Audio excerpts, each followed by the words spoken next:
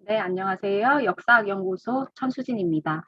예, 오늘은 2021년 역사 컨텐츠 크리에이터와 함께하는 We Make History의 세 번째 강의인 동학농민운동을 만나다 차례입니다.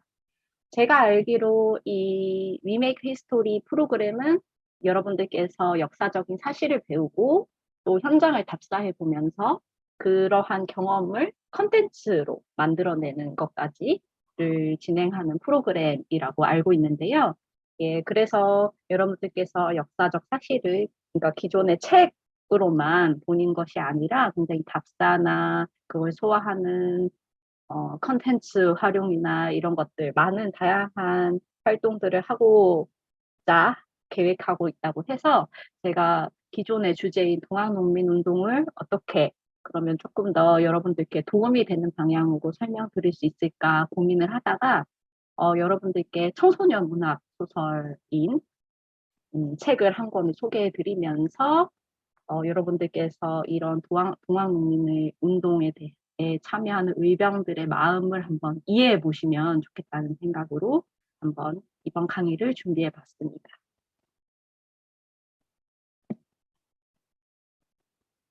네, 뭐 화면이 잘 보이실까요? 예, 제가 고른 책은 녹두밭의 은하수라고 하는 안호일 작가의 작품입니다. 예, 녹두밭의 은하수가 이제 당시 동학농민운동 1894년 당시에 이 각자의 자리에서 최선을 다해서 각자의 역할을 수행한 청소년들의 이야기를 다룬 성장 소설입니다. 여러분들께서도 지금 현재 청소년이시기 때문에 더더욱이나 지금 이 작중 인물들의 상황에 공감을 하실 수 있을 것이라고 생각돼서 이 책을 한번 선정을 해봤는데요. 이 소설의 무대는 동학농민운동 최후의 혈전이라고도 할 수 있는 장흥, 전라도 지역인데요. 전라도 장흥의 석배들이라는 곳에서 치러진 전투입니다. 여기서 크게 네 주인공이 나와요. 이제 탄이라는 친구가 가장 메인 주인공인데 이 탄이라는 친구는 아버지의 일을 물려받아서 뱃사공 일을 하면서도 나중에는 작가가 되고 싶다고 생각하는 인물입니다. 그리고 설홍이, 탄의 가장 친한 친구인 설홍인데요. 설홍이는 여자지만 본인도 이제 의병이나 이제 그런 데 참여를 해서 할 수 있는 게 많은 걸 보여주고 싶다라고 생각하는 아주 당찬 인물입니다. 그 다음에 희성이, 희성이는 의원, 아버지가 의원이기 때문에 그 아버지의 일을 물려받기도 하고, 그다음에 본인 스스로도 이런 의원 일을 통해서 사람의 마음까지 치료해주고 싶다라고 하는 생각을 가진 친구고요. 진구는 진구 아버지는 그 또 장사를 하세요. 그래서 진구도 그에 맞춰서 본인도 장사를 해서 큰 돈을 벌고 싶다 이렇게 생각하는 친구입니다. 뒤에 이 네 명의 인물에 대해서는 조금 더 자세히 설명드릴 수 있을 것 같아서 지금은 이 정도로 마무리하고요. 그래서 이 각각의 사연을 가지고 있는 주인공은 각자의 그런 뜻을 품고 이러한 혁명에 참여하게 됩니다. 그래서 그러면 왜 이 책 제목이 녹두밭의 은하수일까요? 여기 책 58쪽에는 이런 내용이 나옵니다. 이 우리 어머니가 그랬어라고 하는 이 말은 타니가 하는 말인데요. 우리 어머니가 그랬어. 지금 세상이 꼭 녹두밭 윗머리 같다고. 또 녹두밭 윗머리 소롱이가 이렇게 갸우뚱 이렇게 하니까 어 녹두가 척박한 땅에서 잘 자라는데 그런 땅보다 윈이 얼마나 척박하겠어. 지금 우리가 그렇게 힘들게 살고 있다는 거야. 이렇게 소롱이가 얘기합니다. 소롱이 어머니가 지금 녹두가 윗머리 같다고 이야기를 하네요. 그래서 이 녹두가 이 척박한 땅에서도 잘 자라는데 지금 세상은 그 녹두밭보다 훨씬 더 척박한 곳이다라고 하면서 지금 이제 백성들이 느끼는 그 지금의 삶이 굉장히 녹록지 않다라는 것을 보여주고 있고요. 그래서 그러한 녹두밭이라는 제목은 이러한 척박한 환경을 의미한다고 보시면 되겠습니다. 그 녹두 생각하면 동학농민운동과 관련해가지고 떠오르는 인물이 한 명 있죠. 바로 녹두장군이라고 하는 전봉준인데요.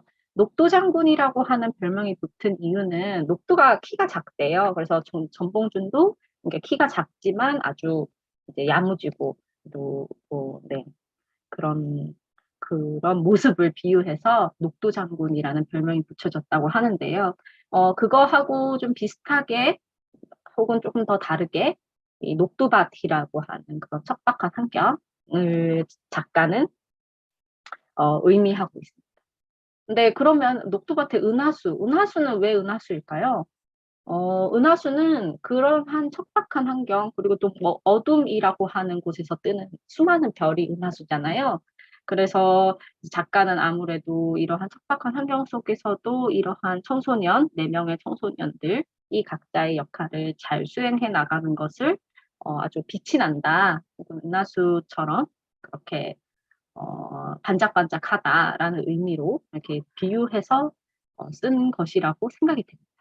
그래서 이 책의 제목은 녹두밭의 은하수이고요. 이러한 서롱이하고 타니하고 뭐 희성이 진구 등은 이렇게 거친 땅에서도 단단하게 잘 자라는 녹두를 보면서 이러한 척박한 세상을 잘 헤쳐나가자고 다짐을 하게 됩니다. 그래서 오늘의 이제 목차를 간단하게 설명을 드리면요.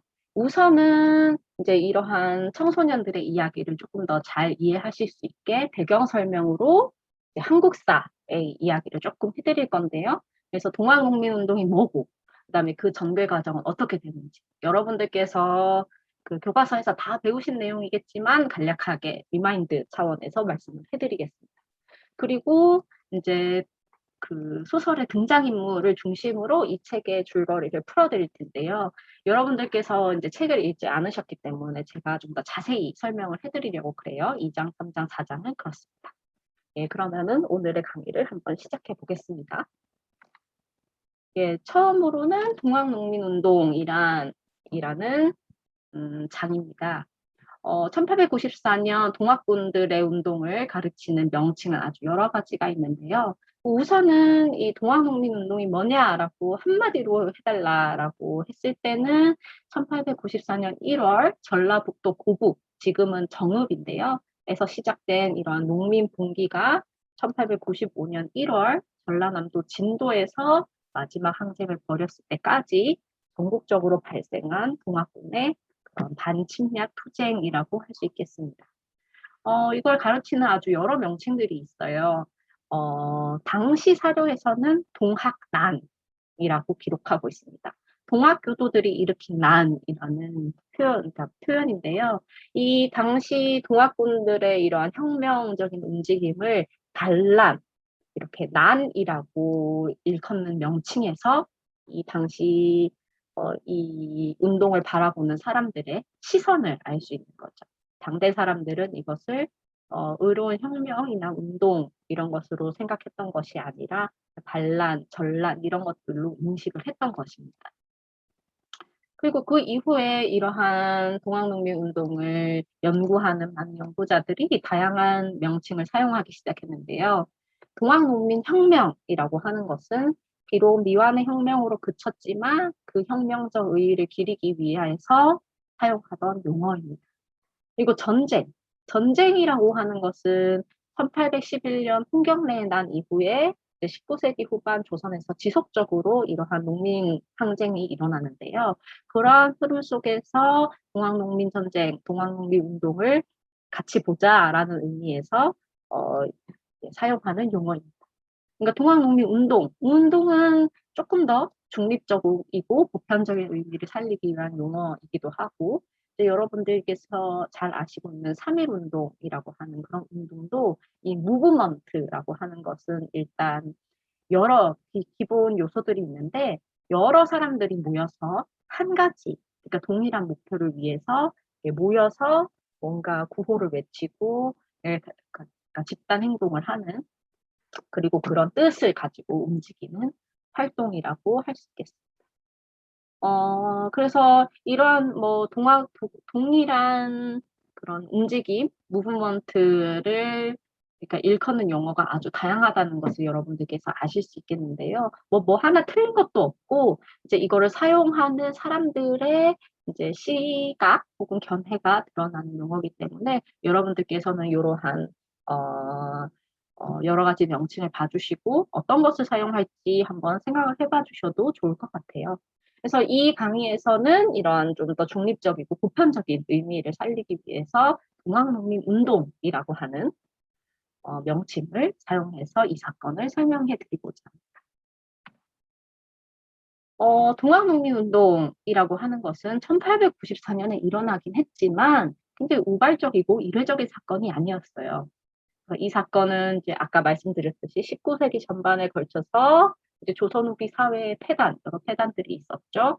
삼정의 문란이라던가, 그런 많은 것들이 있었는데, 이런 폐단을 개혁하기 위해서 많이 일어났던 밀란의 연장선에서 그 종점을 찍는 아주 거대한 흐름의 운동이었다고 생각해 주시면 되겠습니다.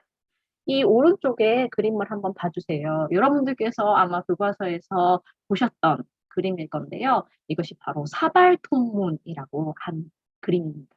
이 사발통문은 동학 농민군들이 남긴 유일한 자료. 그 이외의 동학농민운동을 알 수 있는 자료는 대부분 조정, 관의 입장에서 쓰인 기록을 통해서 알 수 있습니다. 이 사발통문이라는 게 여러분 딱 동그랗게 그 사발을 엎어두고 이렇게 그 참여하는 사람들의 이름을 동그랗게 쭉 쓴 그런 모양이잖아요. 그러니까 누가 주도자인지, 누가 처음으로 이름을 썼는지 모르게끔 하는 그런 양식이었던 거예요. 그래서 여러분들께서 보시면 이따가 또 사발통문에 대해서 자세하게 설명을 드릴 텐데, 어쨌든 이러한 사발통문, 그러니까 동학농민군들이 사용했던 이러한 형식의 문서를 한번 보셨고요. 그러니까 여러분들께서 아실 수 있듯이 이러한 동학농민운동의 사상적, 조직적 배경에는 조선 후기 이래 아래로부터 표출되고 있던 민중의 변혁 의지를 이렇게 수용해서 체계화했던 동학이라고 하는 새로운 사상이 있었던 거죠. 동학, 여러분들께서 이거를 조금 더 상세하게 설명을 드리면, 우선 동학농민운동에서 그럼 사람들을 어떻게 모집했을까? 그리고 어떻게 지금 뭐 인터넷도 안 되고 SNS도 발달하지 않았던 시대에 어떻게 사람들을 모아서 그렇게 운동에 참여하게 했을까라는 궁금증이 당연히 드실 텐데요. 그것을 이해하기 위해서는 동학의 그런 구체적인 네트워크 형성 방식을 일단 말씀드릴 필요가 있겠습니다. 크게는 두 가지 제도가 있었어요. 하나는 포접제, 하나는 연원제라는 동학조직의 구성 원리입니다. 이 동학농민운동의 관련 사료에는 포를 일으킨다라고 하는 용어가 자주 등장을 하는데요. 이제 여기서 포라고 하는 것은 이제 가구를 생각했을 때 한 30에서 70가구 정도를 포함하는 작은 규모의 동학 조직입니다. 그리고 포라고 하는 것은 이러한 접이 여러 개 모여서 만들어진 좀 더 큰 규모의 조직이라고 할 수 있겠습니다. 그래서 이러한 좀 작은 접과 더 큰 포를 이루는 이런 조직 구성 원리를 포접제라고 하고요. 그리고 이러한 포는 지역 단위를 기본으로 형성되기는 했는데 반드시 당시의 그런 군현 단위와 일치했던 것은 아니고 여러 개의 군현에 걸쳐 있는 경우가 많았던 거예요. 그래서 여러분들께서 뭐 생각해 본다면 천안 안에 여러 접이 있을 수 있겠고, 뭐 그 근처에 안성이라던가, 뭐 경기도 그 인근 지역들에 이제 포가 있어서 좀 더 경기도 권역에는 포가 형성되어 있고, 경기도 남쪽, 북쪽 이런 식으로 좀 더 큰 범위에서 그 포가 이루어지고 있다고 생각해 보시면 될 것, 좀 더 이해하시기 편하실 것 같아요. 그리고 연원제는 또 포적제와 마찬가지로 동학 조직의 근간을 이루고 있었습니다. 연원제는 인맥 중심의 직제라고 할 수 있겠는데요. 포적제와 마찬가지로 특정 지역에 국한되기보다 광범위한 지역에 걸쳐 있었습니다. 그래서 이러한 연원제를 토대로 전라도나 경상도, 충청도, 경기도, 강원도, 황해도, 평안도 등등등 전국적으로 이러한 동학 조직이 일정한 그리고 지역적인 번역을 형성할 수 있었던 것이죠. 그래서 동학농민운동은 이러한 두 가지 네트워크 형성 방식을 통해서 어, 모였던 동학교도들 그리고 일반 민중의 참여로 이루어졌던 것입니다. 이제 여러분들께서 조금 궁금증을 해소하실 수 있었을 것 같아요. 그러면 이러한 동학농민운동이 어떻게 전개되었는지 간단하게 타임테이블을 정리해 보았습니다. 이 전개 과정은 크게 이 위쪽에 보십시오. 1차 분기와 2차 분기로 나누어서 설명을 드릴 수 있겠는데요. 그 1차 분기와 2차 분기 이전의 사건들을 한번 보죠. 제일 처음에 나오는 거는 1892년에서 93년에 나오는 교조 신원운동.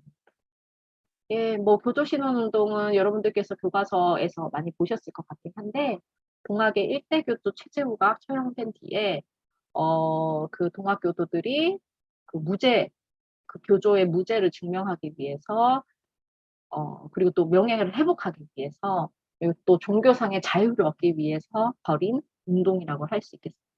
그러니까 최재우가 억울하게 처형이 됐기 때문에 이 동학교도들은 우리 교조님 그런 사람 아니다. 죄가 없다. 그러니까 떨어진 명예를 회복하자. 이렇게 하는 동학교도들의 교조신원 운동이 1892년 그리고 93년에 걸쳐서 있었고요. 그리고 또 고부농민 봉기가 있었습니다. 1894년 1월에.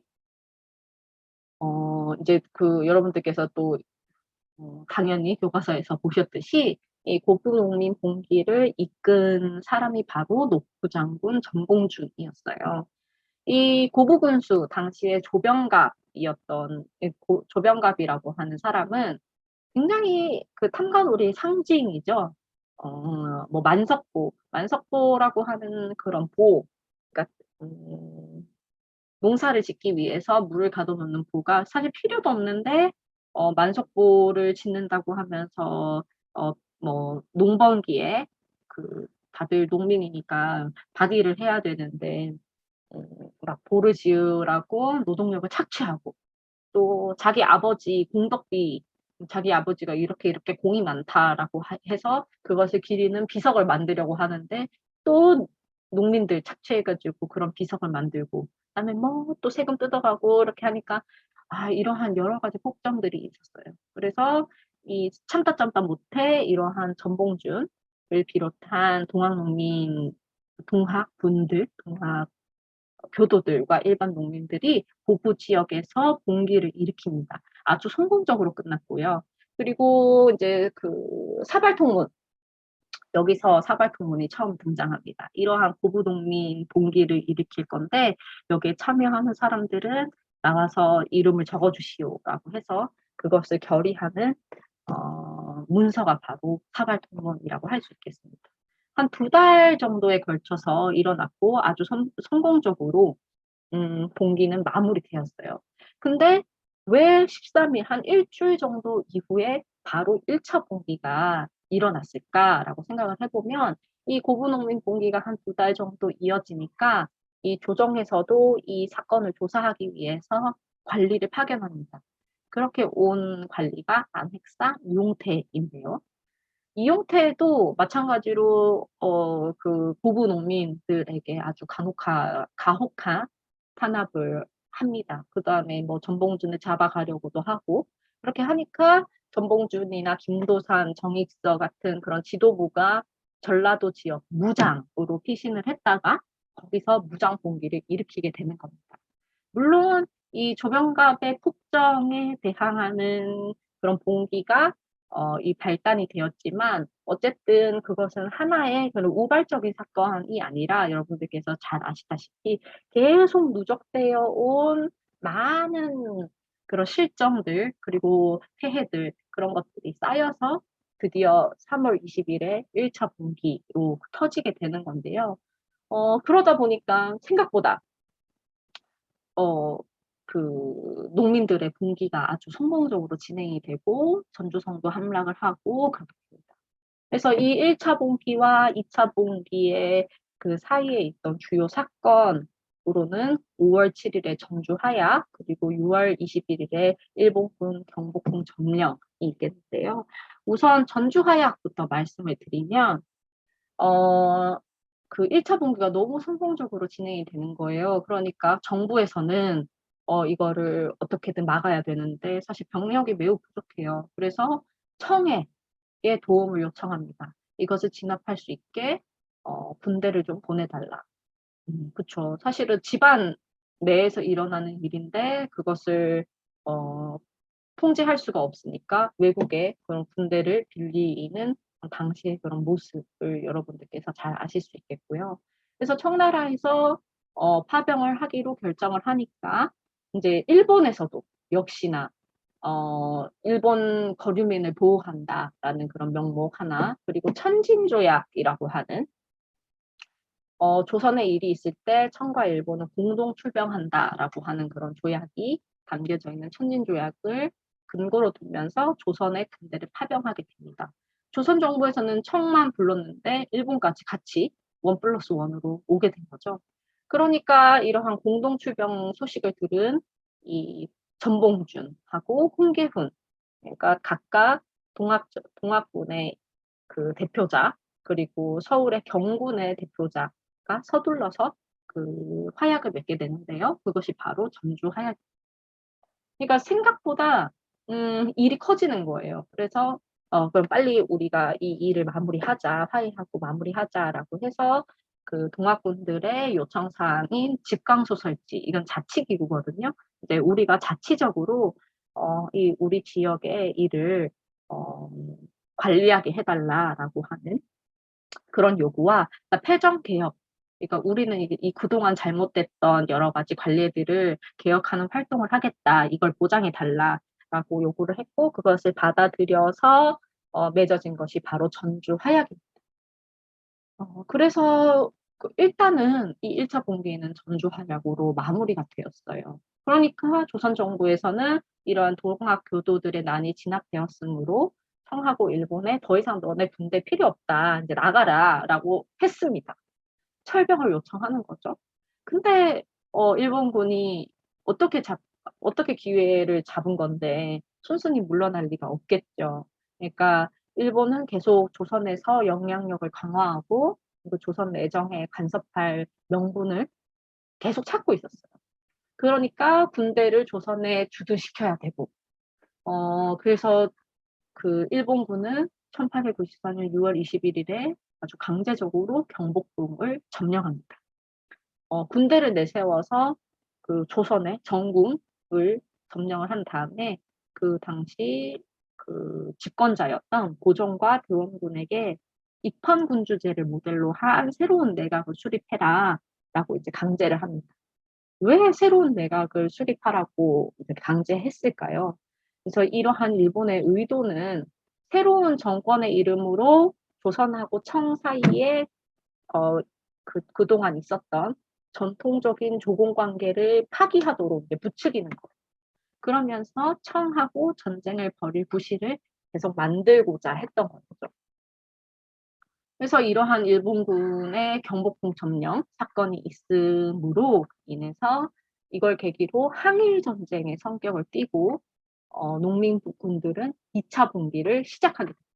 그것이 바로 1894년 9월부터 이어졌던 2차 봉기인데요. 이게 10월 말에서 11월 초에 공주 일대에서 발생했던 전투 중 하나였던 우금치 전투. 아마 들어보셨을 거예요. 우금치 전투는 이러한 2차 봉기 단계에서 가장 큰 희생을 치렀던 전투입니다.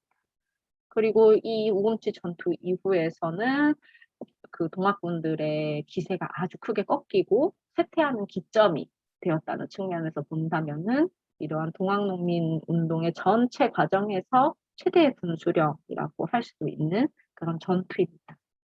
근데 우리가 오늘 다룰 녹두밭의 은하수라고 하는 소설의 배경인 장흥석대들 전투는 이러한 우금치 전투 이후에 농민군이 벌였던 거의 마지막 전투라고 할 수 있겠습니다. 네. 타임테이블을 보면서 간략하게 여러분들께 동학농민운동의 전개 과정을 설명을 해드렸는데요. 예, 일단 지도를 보면서 조금 더 복기를 해볼까요? 그러니까, 왼쪽에는 1894년 1월에 고부농민봉기입니다. 아까 설명을 드렸듯이 고부에서 진행되었던 그런 봉기가 있었고, 백산은 이제 백산에서 사람들이 모여서 우리는 이제 더 이상 못 견디겠다라고 하면서 기를 일으켰던 곳이고요. 그 다음에 무장지역, 제일 왼쪽의 무장지역은 이 고부농민의 봉기를 일으켰던 동학군들의 지도부가 피신을 했던 장소입니다. 그리고 이 무장에서 바로 1차 봉기가 일어나게 되죠. 그래서 중간에 지도를 보시면요. 아까 말씀드렸듯이 1894년 3월에 이제 무장 기포를 하면서 1차 봉기가 시작되는데요. 그래서 뭐 황토현 전투라든지 황룡촌 전투라든지 아주 많은 전투에서 이기면서 점점 북상을 하게 됩니다. 북상을 하면서 전주까지 가게 되는 거죠. 그래서 4월에 그 전주성이 입성을 하니까 한 달여 만에 전주성을 함락시킨 거예요. 그러니까 아주 파죽지세로 위로 올라가는 거죠. 그러니까 그 경군, 조선에서도 조선 정부에서 파견한 경군도 이러한 기세에 놀라서 전주성에서 전주 하약을 맺게 되는 거고요. 그다음에 제일 오른쪽에 그 농민군의 2차 봉기를 설명하는 지도인데요. 이 2차 봉기는 조금 더 이제 반침략 운동이라고 하는 큰 목적을 가지고 움직이는 그런 운동이었기 때문에 그 서울에서도 그렇고 경남에서도 그렇고 북쪽에서 오는 북적군과 남쪽에서 오는 남적군이 이렇게 모이는 그런 형상을 보이고 있습니다. 그래서 초록색깔 화살표는 일본군의 진로고 일본군은 그 서울에서부터 인천으로 들어와서 서울에서부터 오고 있고 그다음에 북적군, 남적군 이렇게 빨간 색깔 화살표는 동학군의 진로를 보여주고 있는데요. 그래서 밑에서 올라갔고 위에서 내려오고 해서 이 공주, 보은 뭐 이런 지역에서 여러 가지 전투가 일어나게 됩니다. 바로 우금치 전투 11월에 있었고요. 그래서 이제 거의 여기 우금치 전투에서 사상자가 많이 나왔기 때문에 그 이후에는 그 운동이 쇠퇴하는 계기가 되는 거죠. 예. 이제 여러분들께서 지도를 보시면서 조금 더 자세하게 그런 지역의 움직임을 상상하실 수 있을 거라고 생각이 됩니다. 그리고 12월에는 그 전봉준이 체포가 되면서 정말 이제 사기가 떨어지게 되는데요. 이 소설의 무대인 장흥석대들 전투는 12월 한 15일 정도, 그러니까 12월 중순 정도에 일어났던 거의 최후의 전투로 전봉준이 체포되고 나서도 계속 이어졌던 전투인 거예요. 그러니까 정말 많은 사기가 많이 떨어진 상태이기도 하고, 예, 그렇게 되는 거죠. 그래서 이제 거의 1년여 동안 이어지는 동학농민 운동의 막바지를 다루고 있는 소설이라고 할 수 있겠습니다. 그럼 오늘 한번 그 소설 이야기를 좀 제대로 살펴볼까요? 우선은 인물 소개를 간단하게 드릴게요. 그 아까 말씀드렸듯이 가장 메인 주인공인 타니. 타니는 작가의 꿈을 키우고 있다고 말씀드렸죠. 14살이네요. 여러분들보다 어리지만 뭐 만 나이로 한다고 하면 그래도 어린가요? 예, 어리네요. 예, 그래도 예, 그런 청소년으로 생각을 해주시면 되겠고 그 다음에 타니는 어린 시절에 어머니를 여인 그런 아픔이 있어요. 근데 석대들 전투를 앞두고 아버지마저 농민군으로 떠나니까 이제 할머니하고 준이라고 하는 어린 동생이 있거든요. 그래서 할머니하고 준이하고 이제 힘겹게 살아가는 그런 주인공입니다. 그다음에 소롱이. 소롱이는 타니하고 가장 친한 친구인데 뭐 지금 이야기하자고 하면은 지금 말로는 타니하고 썸을 타는 그런 캐릭터라고 할 수 있어요. 소롱이 무예가 아주 뛰어나요. 근데 이 동학 아버지가 동학 접주셨거든요. 그래서 아버지께서는 어렸을 때, 서롱이가 어렸을 때부터 그런 무예를 익히게 해요. 그래서 이런 석대들 전투에서 다들 모인다고 했을 때 서롱이는 남장을 하고 농민군에 합류하는 선택을 합니다. 그래서 어린 나이지만 아주 실력이 탁월하기 때문에 그곳에 접주가 돼서 농민군을 이끌게 되죠. 그다음에 진구. 진구는 아버지가 장사를 하신다고 그랬죠. 그래서 이제 본인도 이제 장사를 하고 싶어 하는 애인데 이 석대들 전투 이후에 탄의 아버지하고 서롱이 소식을 알기 위해서 이 다른 탄이하고 희성이하고 형을 만나러 가요. 형이 보부상인데 이 일반 농민군하고 그러니까 중간 연락책을 맡고 있거든요. 그러니까 정보를 알고 있는 사람인 거죠. 그래서 형을 만나러 가는데 그 중간에 형을 만나긴 해요. 근데 토벌대에 의해서 형이 죽는 것을 목격하게 돼요. 그래서 아주 비극적인 캐릭터죠. 예, 그런 진구이고요. 그다음에 희성이. 희성이는 아까 말씀드렸듯이 약방집 아들이에요. 그래서 진구랑 같이 갔다가 형의 죽음을 목격하고 굉장히 충격을 받죠. 그러면서 이 일이 나하고 아주 무관한 일이 아니구나라고 깨닫고 나서는 이제 숙부를 따라서 농민군을 치료하기 위해서 길을 나섭니다. 그래서 나중에는 타니하고 서롱이가 어떻게 지냈는지 서로의 소식을 알려주는 메신저 역할을 하게 됩니다. 그래서 이 네 명의 주인공은 각각 나름의 사연을 가지고 각자의 역할을 다 하게 되는데요. 예, 한번 이야기를 한번 살펴볼까요? 제가 이 그림을 나룻배와 강의 그 그림을 띄워놓은 이유는 여러분들께서 나중에 한번 책을 읽어보시면 아시게 되실 텐데 책의 첫머리가 요 아주 늦은 밤에 이렇게 달이 이렇게 수면을 이렇게 비추는 아주 까만 그런 호수를 한번 상상해 주세요. 그래서 그런 밤에 탄이랑 아버지가 이렇게 끼익 하면서 나룻배를 타고 가는 장면으로 소설이 시작됩니다. 그래서 그걸 한번 상상을 해주십시오. 거의 비슷한 이미지긴 한데 지금 끼익 하면서 늦은 밤에 이렇게 배를 몰고 가고 있어요. 그러니까 아버지가 이제 뱃사공 일을 타미한테 알려주려고 하는 거거든요. 그래서 이렇게 갑니다. 그러면서 이제 타니는 직감해요. 아버지가 농민군으로 곧 떠나겠구나. 나한테 괜히 이런 걸 가르쳐 주는 게 아닐 텐데. 라고 하면서. 그래서 이 타니의 아버지하고 타니의 대화인데, 타나 이 배를 이끄는 게 뭐라고 생각하느냐라고 했을 때, 타니가 노라고 대답합니다. 근데 노 없이도 배는 갈 수 있다. 이렇게 얘기를 하고 있죠. 그러니까 타니가 물이다. 이렇게 대답을 합니다. 그래서 아버지가 얘기를 해요. 그래, 맞다. 물이다. 물이 배를 이끌어 가듯이 백성이 나라를 이끌어 가는 것이다. 너도 이제 14살이니 내 말이 무슨 뜻인지 알 게다. 백성이 못 살겠다고 한다면 나라는 더는 나아갈 수 없는 것이다. 라고 아주 의미심장한 말을 하죠. 그러니까 아버지 말씀은 이제 우리가 지금 배를 이렇게 끌고 나갈 수 있는 것은 물 덕분인데 나라가 이렇게 나아갈 수 있는 것은 백성 덕분이다. 근데 백성이 더 이상 안 되겠다고 하면 나라는 앞으로 나아갈 수 없다. 이런 말이죠.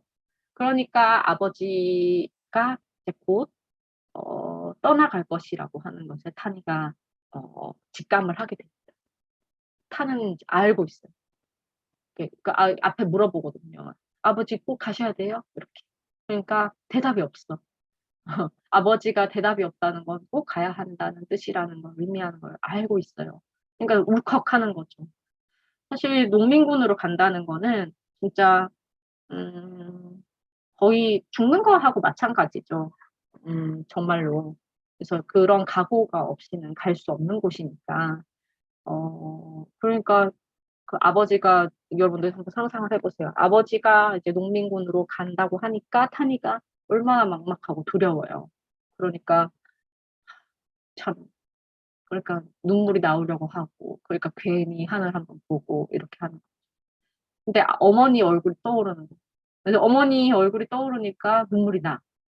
어머니가 타니가 어렸을 때 돌아가셨는데 그 아버지는 이렇게 동학군 활동을 한다고 어머니의 임종을 지키지 못하셨어요. 그러니까 어, 물론 엄마는 그 아빠를 원망하지 말라고 했지만 타니는 이렇게 가족을 돌보지 않고 그런 동학군에 헌신하는 아버지가 너무 원망스러워요.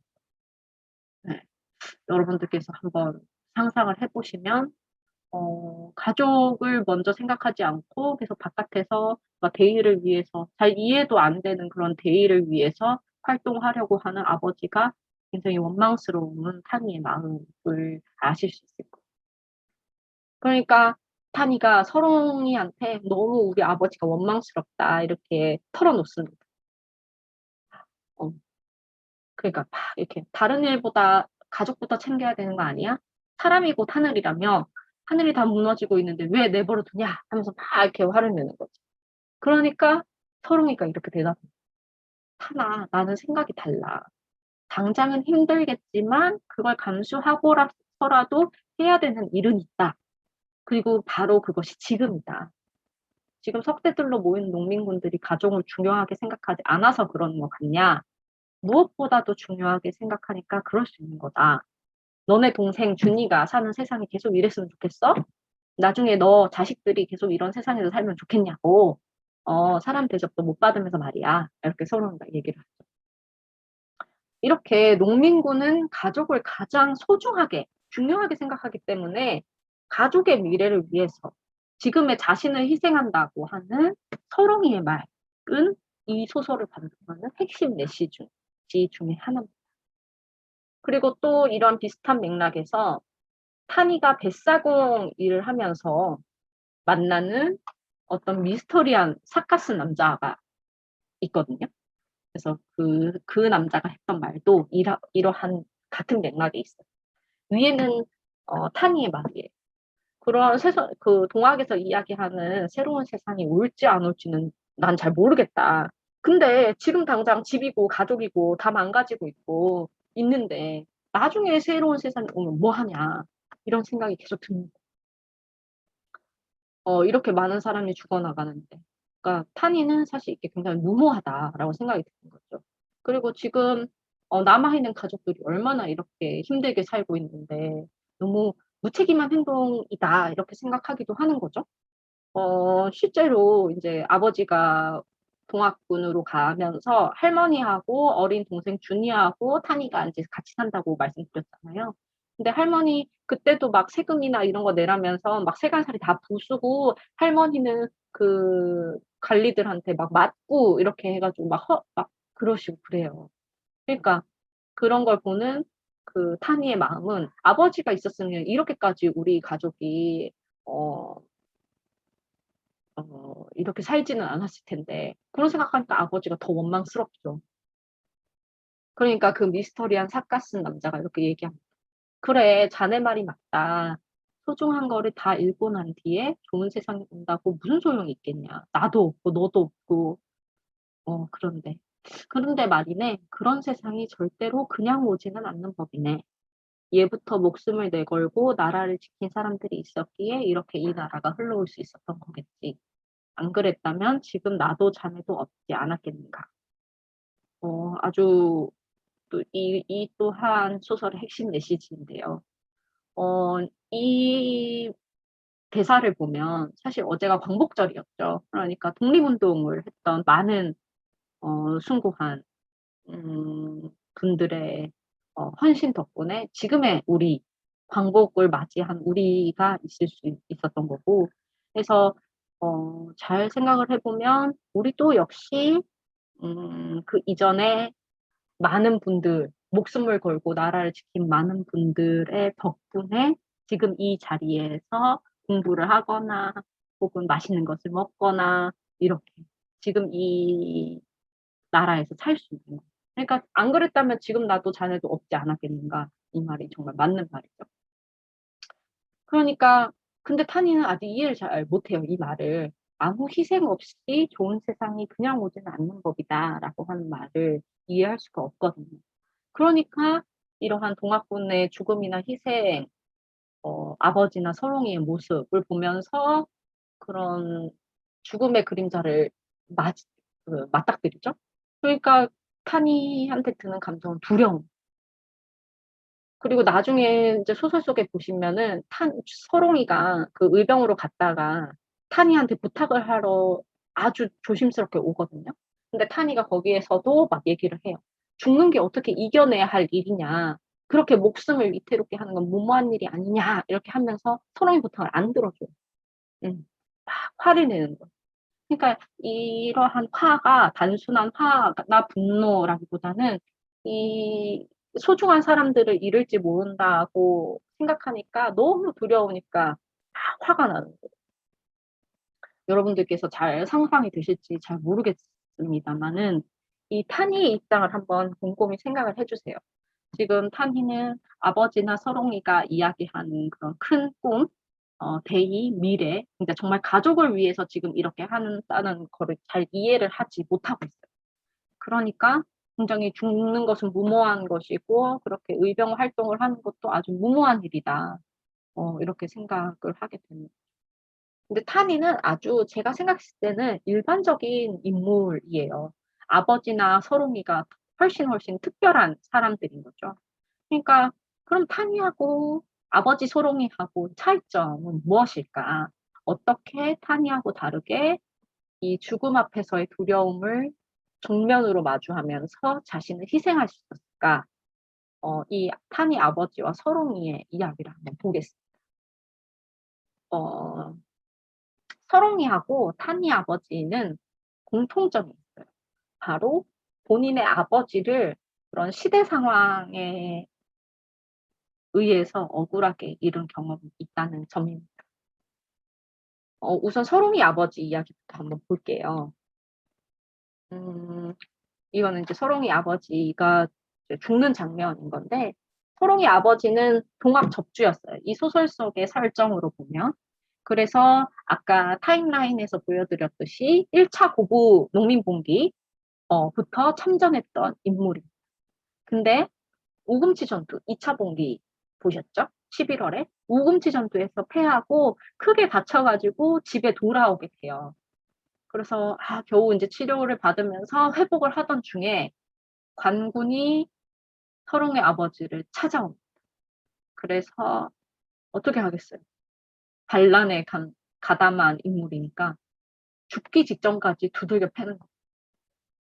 그래서 아버지가 안 그래도 부상을 입었는데 회복하던 중에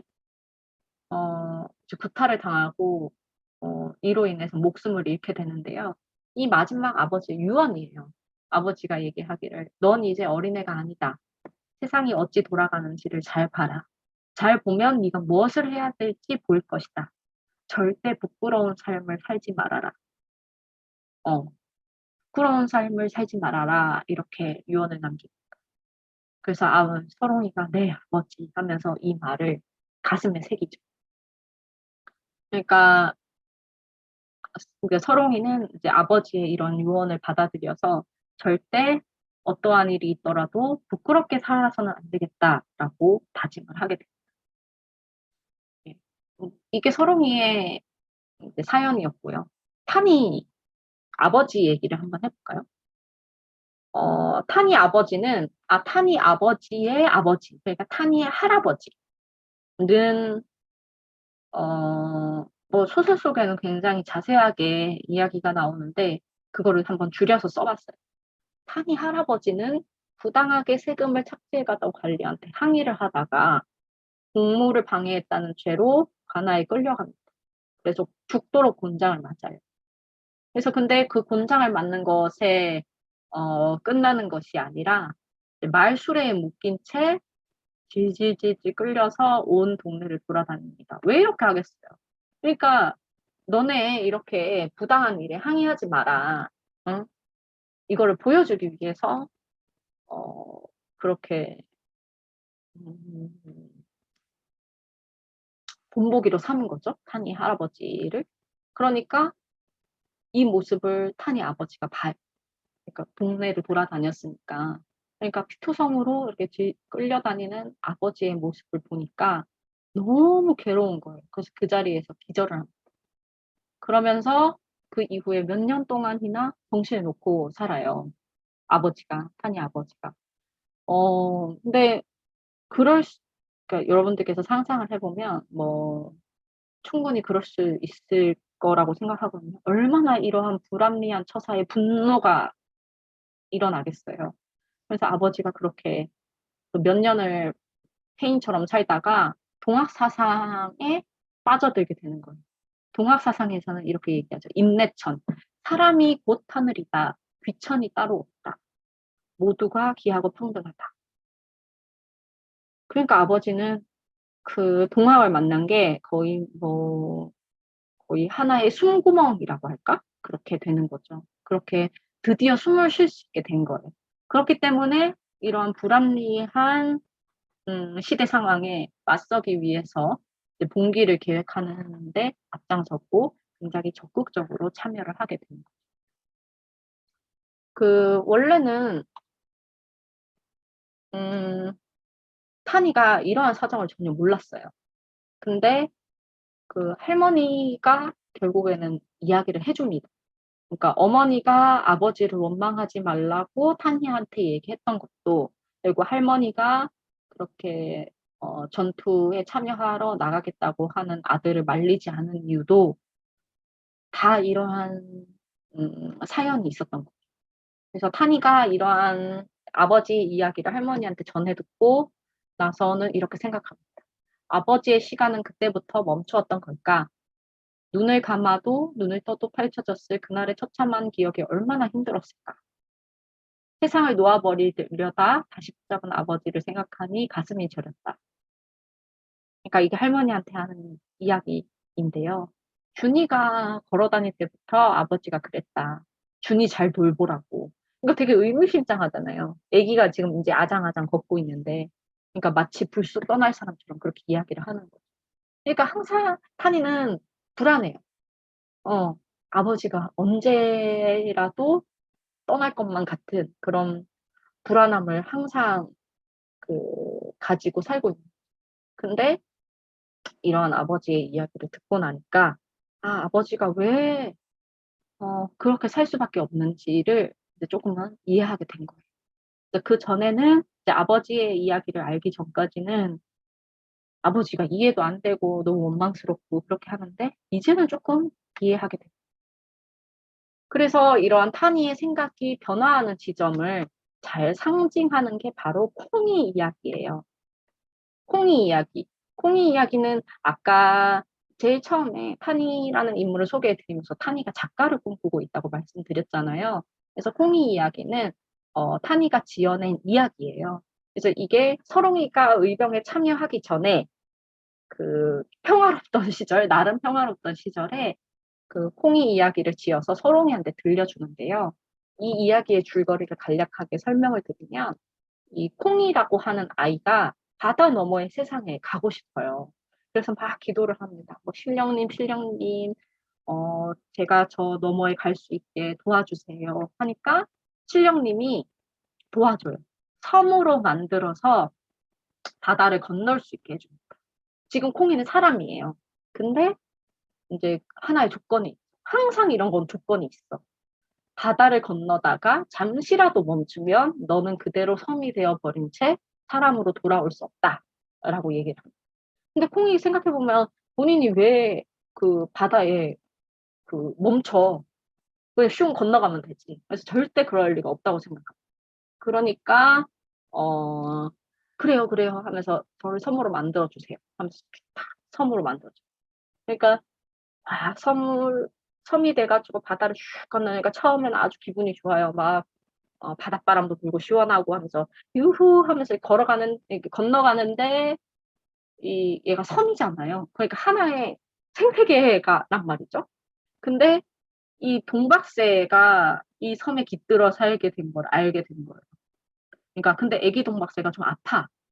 그래가지고 조금 음, 이게 걱정을 해요. 만약에 막 얘가 아픈데 어, 내가 만약에 그러니까 콩이가 만약에 사람으로 돌아가면 이 아픈 새는 어떻게 될까? 애기 새는 어떻게 될까? 하면서 약간 걱정스러워지는 거예요. 그래서 그래서 여기까지가 일단은 서롱이한테 얘기해준 이야기거든요. 그러니까 그 이후에 엔딩이 없어. 그러니까 엔딩을 고민을 하고 있어요. 이때까지는. 그러니까 지금은 서롱이가 의병에 나가기 전의 일입니다. 그러면서 이런 이야기를 한번 지어봤어 하면서 얘기를 해주는데요. 근데 일단 결말은 없지만 결말에서는 아마도 콩이가 인간이 되는 걸 포기하고 이제 섬으로 남을 거야라고 서롱이한테 얘기를 해주긴 하거든요. 근데 근데 잘 모르겠다 하면서 어, 왠지 그렇게 될 것 같긴 한데 하면서 그냥 이렇게 이야기를 끝내요. 이렇게 그 결말을 얼버무리는 이유는 타니가 아직 그 콩이 희생하는 이유를 자기 스스로 납득을 하지 못했기 때문이라고 저는 생각했습니다. 그래서 이러한 지점은 타니가 그때까지는 아버지하고 서롱이 그리고 농민군의 희생을 이해하지 못하는 지점을 상징하고 있습니다. 그래서 근데 이 서롱이한테 이 이야기를 해주고 난 다음에는 많은 일들이 있죠. 아버지도 가고 서롱이도 가고 뭐 친구 형이 죽는 모습도 보고 여러 가지 모습을 마주치고 이건 스포가 될 수 있겠는데 결국에는 서롱이도 죽어요. 음, 그러니까 굉장히 사랑하는 사람들의 죽음을 마주하고 이제 어쨌든 타니는 그리고 아버지의 이야기를 알게 되고 하면서 타니는 성장해 나가는데요. 그래서 소설의 말미에 이 콩이 이야기가 한 번 더 등장합니다. 타나 우린 모두 자기의 처지에서 할 수 있는 방법으로 지켜야 할 것들을 지켜내고 있다고 생각해. 너도 그렇게 생각해주면 좋겠어. 라고 하는 구절은 그 서롱이가 죽기 전에 타니한테 남긴 편지 속의 글귀예요. 그래서 이게 나중에 타니한테 전해지게 되는데요. 음, 이것도 소설에서 가장 또 중요한 메시지이기도 한데, 어쨌든 방법은 다르더라도 우리가 각자 할 수 있는 방법으로 이제 지켜야 할 것들을 이렇게 지켜내고 있다라고 생각해줬으면 좋겠다라는 이야기예요. 그래서 타니는 결국 콩이가 바다 한가운데서 멈추고 여러 생명체를 품은 섬으로 남길 선택했다라는 것으로 이 콩이 이야기를 마무리 짓거든요. 그러니까 이야기를 끝맺겠다. 근데 아직 구체적인 방법은 잘 모르겠다. 어, 이렇게 마무리를 짓습니다. 뭐, 이제 타니는 결국에는 이 콩이의 희생을 스스로 납득하게 된 거예요. 그렇기 때문에 이렇게, 콩이가 섬으로 남게 되는 방법을, 소설, 이 이야기의 말미에 딱 쓰게 됐. 그래서 자기도 이제 다짐을 하죠. 이렇게 서롱이의 편지도 읽어보고 하면서 결국 이 새 세상을 만드는 것은 나의 손에 달려 있구나. 라고 뭐 잘 방법은 모르겠지만 앞으로 최선을 다해야 되겠다라고 다짐하면서 이 전체 소설의 이야기도 마무리됩니다. 그러니까 이 콩이 이야기는 굉장히 상징적으로 타니의 변화를 보여주는 이야기라고 할 수 있겠죠. 예, 그래서 이 오늘 준비한 강의의 내용은 이것으로 마무리되겠는데요. 또 있네요. 예. 그 진구하고 희성이가 하는 이야기입니다. 그러니까 진구는 형이랑 소롱이가 죽고 나서 그러니까 너무 속상해요. 그러니까 이렇게 실패하고 말 걸 아까운 목숨들만 잃었다 이렇게 하면서 막 얘기를 해요. 그러니까 희성이가 이렇게 얘기해요. 그렇게 말하지 마. 그건 죽은 사람들을 모욕하는 거야. 막 울면서 얘기해요. 비록 지기는 했어도 우리가 바라는 새 세상은 좀 더 가까이 다가왔어. 농민들의 봉기가 없었다면 벼슬아치들의 포화가 더 심했을 거야. 그러니까 헛된 죽음이라고 함부로 말하지 마. 이렇게 얘기합니다. 이 동학군들의 죽음을 바라보는 시각도 시각이 두 가지인 거잖아요. 진구는 어차피 실패했는데, 그러니까 실패했는데 너무 그 생명이 아깝다. 그 죽음이 아깝다. 이렇게 얘기하고, 또 한편에서는 그러한 죽음 덕분에 조금 더 바라던 세상이 가까워지는 거다라고 얘기를 하는. 여러분들은 어떤 쪽에 조금 더 공감을 하세요? 어, 둘 다 일리가 있는 말이라고 생각이 듭니다. 저는 그렇게 생각이 되는데, 이제 동학농민운동이라고 하는 것은 그 당시에만 봤을 때는 1년의 그런 과정, 그리고 끝을 봤을 때는 비극이죠. 결국에는, 그 농민군들의 요구가 관철되지 못하고 그 운동이 끝났으니까. 근데 역사라고 하는 긴 흐름에서 봤을 때는 결국 그들이 바라던 세상이 왔잖아요. 신분이 없는, 모두가 평등한, 그리고 남녀의 차별도 없고, 모든 사람들이 자기 직분에 따라서 살 수 있고, 하늘 아래 모두가 평등한 그런 세상을 우리는 지금 살고 있잖아요. 그쵸? 그리고 3.1 운동도 마찬가지로 이러한 독립운동도 그 3.1 운동 자체는 그 당시에 실패로 끝났지만 그 덕분에 우리는 지금 광복된 지금 세상에서 살아가고 있는 것이고, 라는 것을 생각해 봤을 때, 실패라고 하는 것도 한 번쯤은 다시 생각을 해보셨으면 좋겠어요. 실패와 성공을 나누는 기준은 과연 뭘까?